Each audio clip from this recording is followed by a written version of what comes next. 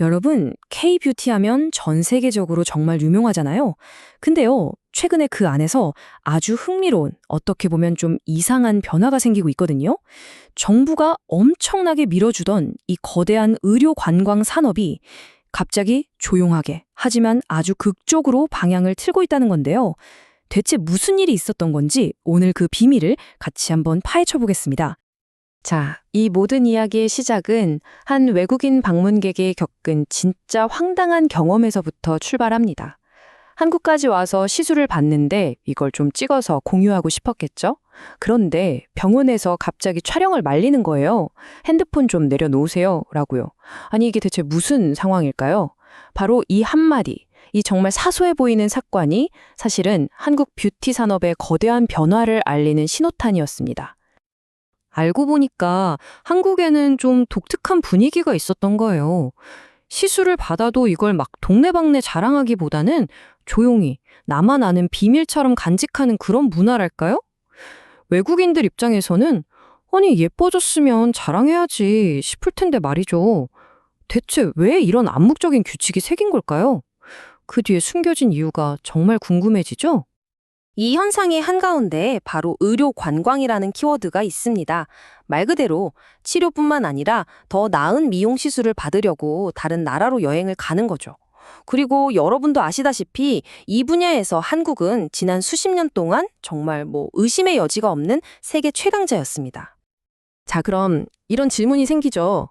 한국은 대체 어떻게 지금의 이 뷰티 강국 자리에 오를 수 있었을까요? 이게 그냥 우연이 된 걸까요? 절대 아닙니다. 그 시작을 한번 들여다보면요. 이게 정말 치밀하게 계획된 거대한 국가 프로젝트였다는 걸 알 수 있어요. 이 타임라인을 한번 보세요. 정부의 큰 그림이 한눈에 보이지 않나요? 이미 90년도부터 의료기술에 엄청나게 투자를 하기 시작했고요. 2009년에는 아예 이건 우리나라 성장 동력이다 라고 공식적으로 선포해버립니다. 그리고 2011년에는 외국인 환자들만 쓸 수 있는 특별 의료 비자까지 만들었죠. 그리고 마침내 2018년 대규모 컨벤션을 열면서 K-뷰티 산업의 정점을 딱 찍은 겁니다. 진짜 모든 게 계획대로 착착 진행되고 있었던 거죠. 그런데 전 세계 사람들을 한국으로 끌어들인 가장 강력한 무기가 뭐였을까요? 바로 가성비입니다. 가성비. 미국 같은 곳에서는 진짜 상상도 못할 비용으로 세계 최고 수준의 기술을 경험할 수 있다? 와, 이건 정말 거부할 수 없는 매력이죠. 완전 게임 체인저였던 거예요. 결국 한국의 성공은 이 모든 것들이 정말 완벽하게 딱 맞아떨어진 결과였어요. 세계 최고 기술력, 여기에 믿을 수 없는 가격 경쟁력, 그리고 정부가 비자랑 세금 혜택으로 팍팍 밀어주기까지. 이 완벽한 삼박자가 한국을 명실상부한 의료 관광의 허브로 만든 겁니다. 자, 이렇게 모든 게 완벽하게 잘 나가던 거대 산업에 갑자기 예상치 못한 균열이 생기기 시작합니다. 마치 시계추가 한쪽 끝까지 갔다가 갑자기 반대 방향으로 확 흔들리기 시작한 것처럼요.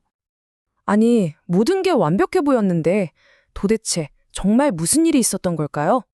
정말 놀랍게도 그 거대한 변화의 시작점은 바로 팬데믹이었습니다. 전 세계를 멈춰 세운 이 사건이 정말 아이러니하게도 사람들이 자기 외모에 그 어느 때보다 집착하게 만드는 계기가 됐거든요.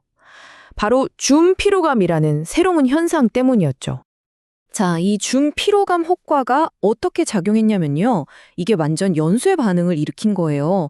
생각해보세요. 매일같이 화상회의 화면으로 내 얼굴을 뚫어져라 보게 되잖아요. 그러다 보니 예전에 신경도 안 쓰던 막 사소한 것들이 눈에 들어오기 시작하는 거죠. 이 불안감이 결국 미용 시술에 대한 엄청난 수요로 이어졌고 소셜미디어는 그야말로 이 욕망의 불을 지폈습니다. 소셜미디어에서 시술 열풍이 정말 걷잡을 수 없이 번지니까 결국 정부가 나선 겁니다. 아, 이거 너무 과하다. 노골적인 홍보는 오히려 역효과가 나겠다고 판단한 거죠. 그리고 바로 이 지점에서 우리가 이야기 맨 처음에 봤던 그 외국인 방문객이 왜 촬영을 제지당했는지 그 이유가 밝혀지는 겁니다. 이제 좀 퍼즐이 맞춰지시죠? 하지만 진짜 흥미로운 지점은 바로 지금부터입니다. 이 모든 사건들이 오늘날 한국 사회가 생각하는 아름다움이라는 그 개념 자체를 어떻게 뿌리부터 바꿔놓았는지 그걸 한번 들여다볼게요. 생각해보면 예전에는 누가 봐도 나 시술 좀 했다 하는 티나는 얼굴이 오히려 부의 상징처럼 여겨지던 때도 있었어요. 그쵸? 근데 지금은요, 완전히 180도 달라졌습니다. 아무도 모르게, 원래 내 거인 것처럼. 바로 그 유명한 꾸안꾸. 꾸민 듯 안 꾸민 듯 자연스러운 아름다움을 최고로 치게 된 거죠. 그리고 이 새로운 자연스러움이라는 트렌드는 단순히 시술에만 머무르지 않아요. 훨씬 더 넓은 개념이죠. 영양제로 속부터 관리하는 이너뷰티가 뜨고 또 전통적인 찜질방 같은 곳이 다시 주목받고 심지어 애교살 메이크업처럼 수술 없이도 어려 보이는 효과를 내는 방법들이 유행하는 것까지 이 모든 게 결국 인위적이지 않은 자연스러움이라는 단 하나의 목표를 향해 가고 있는 겁니다. 한 전문가가 이렇게 딱 정리하더라고요.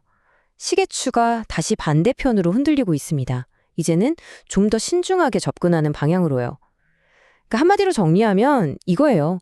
무조건 보여주고 과시하던 시대는 가고 조용하고 신중하게 나를 관리하는 시대가 오고 있다는 거죠. 결국 한국 뷰티 산업의 이 흥미진진한 여정을 따라오 보니까 우리 모두에게 아주 근본적인 질문 하나가 남는 것 같아요.